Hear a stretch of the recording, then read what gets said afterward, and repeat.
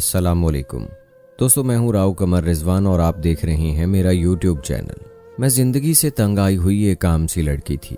मेरी ज़िंदगी में हज़ार मसले थे और सबसे बड़ा मसला ये था कि मेरी शादी की उम्र निकलती जा रही थी, पर मेरी शादी नहीं हो रही थी। यहाँ तक कि मैं 29 साल की हो गई थी। मेरे साथ की लड़कियों के 2-2 बच्चे थे, किसी के तो 4 बच्चे भी थे, और मैं अभी तक अपने घर पे बैठी थी। इस सब की वजह और कोई नहीं बल्कि मेरी माँ थी।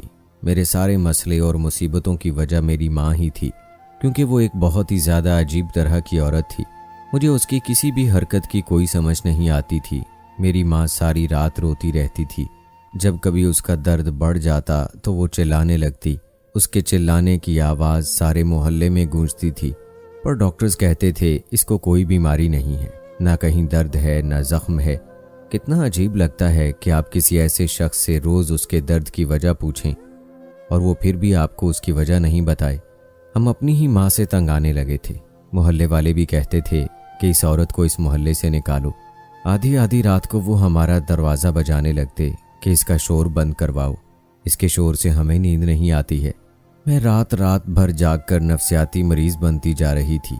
एक दिन मैंने अपनी माँ से पूछा कि उनके दुख की आखिर क्या वजह है। मैंने उनके सामने हाथ जोड़े, अपनी जान के वास्ते दिए। तब कहीं जाकर उन्होंने अपनी ज़ुबान पर लगा ताला खोला। कहने लगी कि आज मैं तुम्हें एक कहानी सुनाती हूँ, पर वो कहानी सुनने के बाद तुम अपनी माँ से नफ़रत नहीं करना। और उन्होंने मुझे अपनी कहानी सुनाई, जिसको सुनकर मेरे कदमों तले से ज़मीन निकल गई। मेरी उम्र 29 साल थी। मेरा नाम हिबा है। हम स्टेशन के पास बनी आबादी में रहते थे। हम 2 बहनें और एक भाई थे। मेरी माँ एक अजीब तरह की औरत थी। अजीब ऐसे कि वो हर बात में बहुत वहम करती थी। दिन रात डरती थी, किसी के घर नहीं जाती थी, और जाती भी तो वहाँ कुछ खाती नहीं थी। हमें भी मना करती कि किसी से कुछ लेके नहीं खाना, कहीं नहीं जाना। हमारा सारा बचपन ऐसे ही गुजरा, पर जितना मेरी माँ ने वहम किया इतनी ही हम पर मुसीबतें टूटी थीं। मैं 30 साल की होने वाली थी और मेरी माँ ने अब तक मेरी शादी नहीं की थी। मेरी एक बड़ी बहन आरजू भी थी, जो एक दिन मोहल्ले के किसी लड़के के साथ भाग गई थी। फिर हमने उसको कभी नहीं देखा।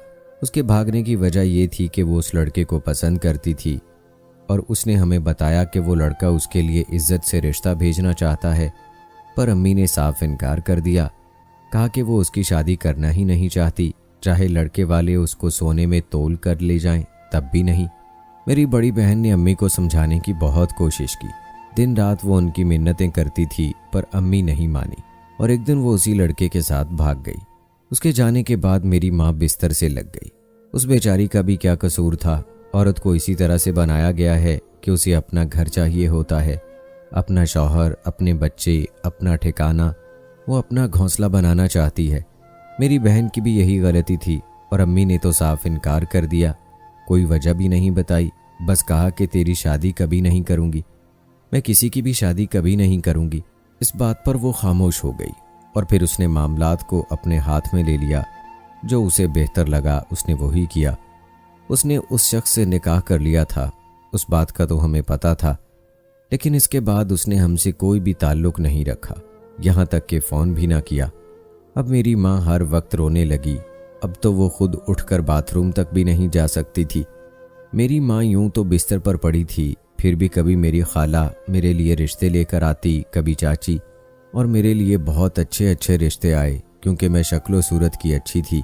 मेरी माँ हमेशा बिना सोचे समझे, बिना सवाल किए इनकार कर देती थी कि मुझे अपनी बेटी की शादी नहीं करनी है। मेरे साथ की सब कज़नों की शादियाँ हो गईं, 2-2 बच्चे भी हो गए, और मेरी अभी तक शादी नहीं हुई थी। अब तो मेरा हुस्न भी मान पड़ने लगा था। मेरा वज़न बढ़ रहा था, बाल गिर रहे थे।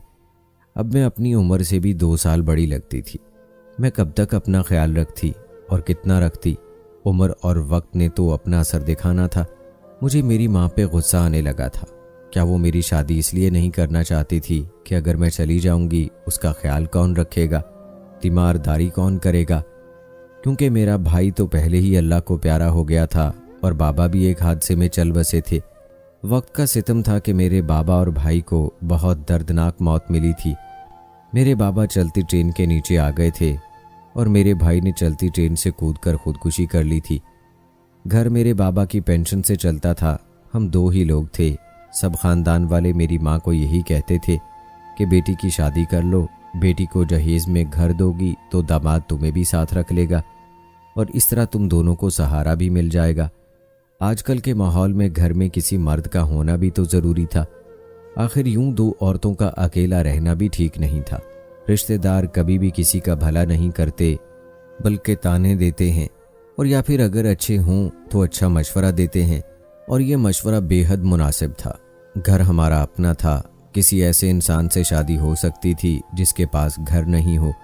उसको घर मिल जाता, वो हमारे ही घर में रहता, तो माँ को घर से कैसे निकाल सकता था। उस घर को भी किसी मर्द का साया मिल जाता और मेरी शादी भी हो जाती, घर भी बस जाता। घर में बच्चे आते तो अम्मी का भी दिल लगा रहता, लेकिन अम्मी तो किसी बात पर भी नहीं आती थी। वो मेरी माँ मेरी शादी करने से इनकारी थी। एक दिन मैंने गुस्से में आकर अपनी माँ को बहुत बातें सुना डाली। कहा कि तू अपने मफाद के लिए और अपनी गर्ज के लिए मुझे अपनी दहलीज पर बिठाकर बूढ़ा करना चाहती है। मैं अपनी माँ के सामने हाथ जोड़े खड़ी हो गई। हमेशा की तरह सवाल करने लगी कि आखिर उनके इस रवैये की वजह क्या है। आज भी मुझे उससे जवाब चाहिए था, पर नहीं मिला। मैं बहुत तंग आ गई थी, रोने लगी। बिलाखिर मेरी माँ ने अपनी जुबान खोली और मुझे एक कहानी सुनाने लगी। रात के 1 बजे का वक्त था। गली सुनसान और हर तरफ खामोशी थी, जब अचानक हमारे घर के दरवाजे से तेरी फूफो नजमा अंदर दाखिल हुई। उसको उसके शौहर ने तलाक दे दी थी, क्योंकि शादी के 3 साल बाद भी वो माँ नहीं बन सकी थी। मैं भी हैरान थी कि ये इस वक्त कहाँ से आ टपकी। तेरी दादी ने भी उससे यही सवाल किया, पर उसका कहना था कि हाँ मैं ठीक हूँ, फिक्र की कोई बात नहीं है। तेरी बहुत याद आ रही थी तो अकरम से कहा माँ के पास ले जाओ, वो ही छोड़ कर गए हैं। जल्दी में थे इसलिए अंदर नहीं आए, सुबह ले जाएंगे। नजमा ने बताया था। अगले दिन नजमा को मैंने सुबह सुबह कहीं जाते हुए देखा। वो मुझे देखकर रुकी और कहने लगी कि मेरी माँ की चारपाई तुमने इस सर्दी में बाहर डाल रखी है। खुद तुम अच्छा खाना खाते हो और मेरी माँ को बासी खाना देते हो। भाई को भी तुमने अपने पल्लू से बांध लिया है। आज मेरी हालत ऐसी है कि मैं तुम्हें कोई बद्दुआ नहीं देना चाहती, पर तुम्हें मेरी आह लग जाएगी, क्योंकि वो तो दिल से खुद ही निकल जाती है। मैं अच्छी बहू नहीं थी, मेरी सास भी मेरे साथ अच्छी नहीं थी। उन्होंने मुझे बहुत तंग किया। जब वो अपने अरूज पर थी तो उन्होंने मुझे ताने दे देकर मेरी ज़िंदगी को अजाब बनाए रखा, और जब उनका बेटा मेरे काबू में आ गया और मैं अपने अरूज पर आ गई, तो फिर मैंने भी उनसे बदला लेने में कोई कसर नहीं छोड़ी। मैंने उनको माफ़ नहीं किया। अगर माफ़ कर देती तो अल्लाह ना जाने मुझे कितना अजर देता। और मैंने उनसे अपना बदला खुद लेने का इरादा कर लिया और यही सोचने लगी कि ये मौका मुझे अल्लाह ने दिया है। मेरी सास अब बूढ़ी हो गई है और उनका बेटा भी पूरी तरह से मेरे इशारों पे नाचने लगा है, तो क्यों ना मैं उनसे अपने साथ किए गए जुल्म का बदला लूं। वो भी मुझे खाना नहीं देती थी, सारे खाना खा लेते थे और मेरे लिए सिर्फ हांडी में लगा थोड़ा सा सालन ही रह जाता था। रोटी भी मैं बासी खाती थी। अपने बेटे के हाथों उन्होंने मुझे मार भी पड़वाई, पिटवाया भी, तो फिर अब उनके साथ इतना तो होना ही चाहिए था ना। उस वक्त मुझे यही ठीक लगता था। नजमा अच्छी थी, मेरी शादी के बाद ही उसकी शादी हुई थी। उसने मेरे साथ कभी कोई उल्टी सीधी बात नहीं की थी, ना अच्छी ना बुरी, बस अपने काम से काम रखती थी। और मेरी शादी के 6 महीने बाद ही उसकी शादी हो गई थी। नजमा ने अपनी सुनाई और वहाँ से चली गई। मैंने उसकी बातों पर गौर नहीं किया। दोपहर का वक्त था जब 2 पुलिस वाले और मोहल्ले के 4 लोग उस मैयत को उठाए हमारे घर में दाखिल हुए। चारपाई तेरी दादी के सामने रखी और लाश के मुंह से कपड़ा हटाया। कहने लगे, रेल की पटड़ी पे आज सुबह मिली है ये लाश। मोहल्ले वाले कह रहे हैं ये तुम्हारी बेटी है। अम्मा लाश की पहचान कर दो ताकि हमारा काम तो ख़त्म हो। पुलिस वाले ने बेजार से अंदाज में कहा था। हम सब ये मंजर देखकर हैरान रह गए थे। वो नजमा की लाश थी। बोल अम्मा, क्या ये तेरी बेटी है? हाँ, ये मेरी ही बेटी है। तेरी दादी चिल्लाई और बेहोश हो गई। नजमा तेरी फुफ्फो मजलूम और वो जालिम भाभी मैं थी। मैं हैरान रह गई और पूछने लगी कि सब में मेरी माँ का क्या कसूर था? कसूर मेरा ही था मेरी बच्ची, क्योंकि जब मैं शादी करके इस घर में आई तो मैं जानती थी कि ये घर मेरी ननद के बाद मेरे शौहर का ही है। यानी ये सब कुछ दरअसल मेरा था। मेरे ससुर तो इस दुनिया में पहले ही नहीं थे। सास बहुत ही जालिम थी। मैंने बहुत जल्द उसके बेटे को उसके खिलाफ कर दिया और उसको उसकी औकात पर ले आई। लेकिन तेरी फूफो एक समझदार औरत थी। एक वही थी जो मुझे रोक सकती थी और जो मुझे कहती थी कि तुम ऐसा नहीं कर सकती। मुझे सिर्फ उसी से खतरा था, लेकिन वक्त की करनी ऐसी हुई कि जल्द ही उसकी शादी हो गई। इस 2 से 3 साल में मेरी कोई औलाद नहीं हुई थी। मेरी सास मेरे ही रहमो करम पर थी, फिर भी वो मुझे दिन रात बांझ होने के ताने देती थी और कहती थी कि तुमने मेरा दिल दुखाया है, इसलिए अब तुझे औलाद नहीं होगी। उसकी बातें तीर बनकर मेरे दिल पर बरसती रहती थी। मैं दिल ही दिल में जलती रहती थी, सोचती थी कि आखिर क्यों मेरी औलाद नहीं हो रही थी। वक्त गुजरने लगा और मैंने उसकी बातों का बदला लेने के लिए एक प्लान बना लिया। मैं जब भी नजमा के घर जाती तो मैं उसके घर की शक्कर में एक ऐसी दवा मिला देती जिसकी वजह से वो आहिस्ता आहिस्ता बांझ होती जा रही थी। अगर मेरी औलाद नहीं हो रही थी तो औलाद नजमा के यहाँ भी नहीं हो रही थी, और मैं इस बात से खुश थी कि उसकी माँ मुझे क्या बातें सुनाएगी। उसकी तो अपनी बेटी के साथ भी यही हो रहा है। मेरी सास को इस बात पे पूरा यकीन था कि जो आप किसी के साथ करते हैं वही आपके साथ होता है। वो मुझे कहती थी कि तूने मेरा दिल दुखाया है, इसलिए तेरे यहाँ औलाद नहीं हो रही। इसे मकाफाते अमल के ताने देने का बड़ा शौक था, तो मैं भी उसे दिखाना चाहती थी कि मकाफाते अमल कैसे होता है।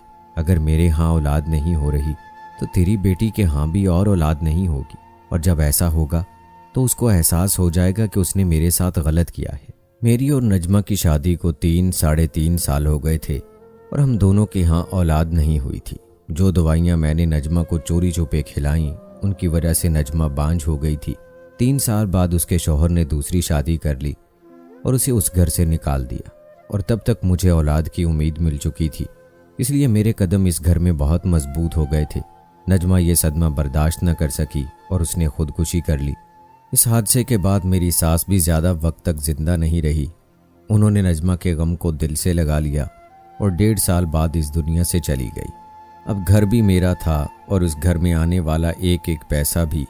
मैं बहुत खुश थी कि मुझे औलाद भी मिल गई और घर भी। पर यह दुनिया मकाफाते अमल है। इंसान जो दूसरों के साथ करता है वही उसके साथ भी होता है। तो बड़ी होने लगी, एक और भाई इस दुनिया में आया और वक्त ने मुझसे बदला लेने की ठान ली थी। मैं जानती भी नहीं थी कि मेरे साथ क्या होने वाला था।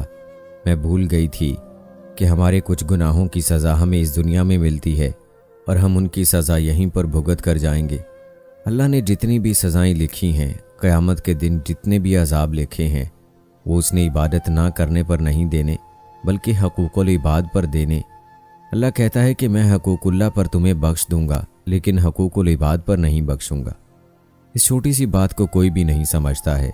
हम हकूक़ुल्लाह तो अदा करते हैं, लेकिन हकूक़ुल इबाद की तरफ से बिल्कुल ही ज़ीरो होते हैं। यही वजह है कि हमारा मुआशरा इतनी ज़्यादा मुसीबतों का शिकार हो चुका है। रीत रिवाज को गले लगा के बैठे हैं और इस्लाम से दूर हो गए हैं, क्योंकि रिवायतों से उनको फ़ायदा मिलता है और इस्लाम पर अमल करें तो उन्हें हक बात करनी पड़ती है। जहाँ पर इस्लाम से फ़ायदा होता है वहाँ इस्लाम को पकड़ लेते हैं। जहाँ से रिवायतों से और रस्म व रिवाजों से फ़ायदा होता है वहाँ पे रस्म व रिवाजों को पकड़ लेते हैं और इस्लाम को पसे पोश्त डाल देते हैं। मेरी सज़ा भी शुरू हो चुकी थी और मुझे पता ही नहीं था। मैं जिसको जीत समझ रही थी वो दरअसल मेरी हार थी, और मेरी हार मेरे सामने खड़ी थी। तेरे बाबा बीमार रहने लगे, बहुत बीमार। मुझे बताते भी नहीं थे कि उनके साथ क्या मसला है। दिल ही दिल में जलते कुढ़ते रहते थे। मैं उनके लिए बहुत परेशान रहती थी। वो घर से बाहर गए कि मुझे उनके सामान से कुछ रिपोर्ट्स मिल गई, जिनके मुताबिक तेरे बाबा को कैंसर था और इलाज के लिए 80 लाख रुपए चाहिए था। और वो यही बात न जाने अपने दिल पर ले गए और वो एक दिन चलती ट्रेन के सामने आ गए। जानती है, उस रात मुझे तेरी नजमा फुफ्फो ख्वाब में आई थी। वो हंस रही थी, जैसे कह रही थी कि शौहर को भी उसकी तरह की मौत मिली है। रेलवे स्टेशन के आसपास रहने वाले लोग ज़्यादातर गरीब ही होते हैं। ये जगह रहने के काबिल नहीं होती। यहाँ पे मजबूर लोग ही रहते हैं। दिन रात ट्रेन की आवाज़ आती है, ज़मीन कांपती है, धरती हिलती है। और फिर अगर ऐसे लोगों को ज़िंदगी कोई दुख दे और वो खुदकुशी करना चाहें तो उनके लिए यही रास्ता नज़र आता है कि ट्रेन के नीचे आ जाएं या ट्रेन के सामने छलांग मार दें। तेरी फुफ्फो ने भी यही किया और तेरे बाबा को भी यही रास्ता समझ आया होगा। वक्त गुजरने लगा, किसी तरह फिर खुद को संभाल लिया और सोचा कि सिर्फ तुम तीनों के लिए अपनी ज़िंदगी जी लूँगी। पर तेरी बहन घर से भाग गई और तेरे भाई के साथ भी क्या हुआ? वो 16 साला मासूम नौजवान किसी 25 साला लड़की के इश्क में मुब्तला होकर इतना दीवाना बन बैठा कि उसने चलती ट्रेन से कूदकर खुदकुशी कर ली। उस रात भी तेरी फूफो मुझे ख्वाब में आई थी। वो मुझ पर हंस रही थी, कह रही थी कि तेरा बेटा भी तुझसे छीन गया, अब तेरे पास सिर्फ तेरी बेटी बची है, अब देखना उसका क्या अंजाम होगा। मैं इसीलिए तेरी शादी नहीं कर सकती। बात तो ये है कि मैं अपने मकाफाते अमल से डरती हूँ। अगर मैंने तेरी शादी की और तुझे मेरे गुनाहों की सज़ा मिलना शुरू हो गई तो मुझसे तेरी तकलीफ़ देखी नहीं जाएगी। अगर तू अपनी माँ को खुद गर्ज समझती है तो समझती रहे, पर मैं तो तेरे लिए ही ये सब कर रही हूँ। मैं तुझे खोना नहीं चाहती हूँ। तू मेरी सबसे छोटी औलाद है और सबसे छोटी औलाद तो सबसे ज़्यादा प्यारी होती है ना। आखिरी औलाद ना चाहते हुए भी बहुत प्यारी होती है, क्योंकि पता होता है कि इसके बाद और कोई नन्हा फरिश्ता नहीं मिलने वाला, और यही हमारी आखिरी औलाद है। इसीलिए ना चाहते हुए भी इंसान उसे सबसे ज़्यादा मोहब्बत करता है। मैं रोती हूँ, अल्लाह से दुआएं मांगती हूँ।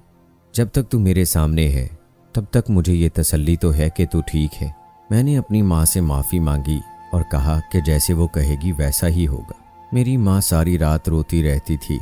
जब कभी उसका दर्द बढ़ जाता तो वो चिल्लाने लगती, पर डॉक्टर्स कहते थे उसको कोई बीमारी नहीं है। आज माँ ने मुझे अपनी कहानी तो सुना डाली थी, पर अब मैं ये सोचकर हैरान थी कि मेरी माँ ने एक वहम की वजह से मुझे अब तक अपनी दहलीज पर बिठाए रखा था। जब कोई मरता है तो उसके पीछे क्या किसी का हाथ होता है? मरना तो सब ने है। बाबा और भाई की मौत लिखी थी तो वो मर गए, लेकिन मेरी माँ वहम में आकर मेरी ज़िंदगी बर्बाद कर रही थी। अब मैंने फ़ैसला कर लिया था कि मैं अपनी ज़िंदगी अपने तरीके से जीऊँगी। मैंने अपने तौर तरीके बदले, अपने पहनने ओढ़ने का अंदाज़ बदला, खुद का ख्याल रखना शुरू किया। मेरी शक्ल इतनी अच्छी तो थी कि अब भी मैं किसी न किसी को पसंद आ सकती थी, और ऐसा बहुत जल्द हो गया। सामने वाले घर में रहने वाली औरत ने मेरा रिश्ता करवा दिया। एजाज नाम था उसका।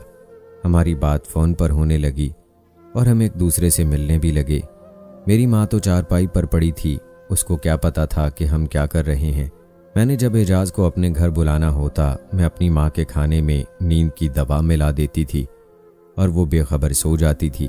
एक दिन एजाज ने कहा कि हमें यहाँ से कहीं दूर चले जाना चाहिए, लेकिन मैंने जब उसे कहा कि मेरी माँ का क्या करेंगे, उसने कहा कि तुम्हारी माँ वैसे ही बहुत तकलीफ़ में है, अब उसका मर जाना ही बेहतर है।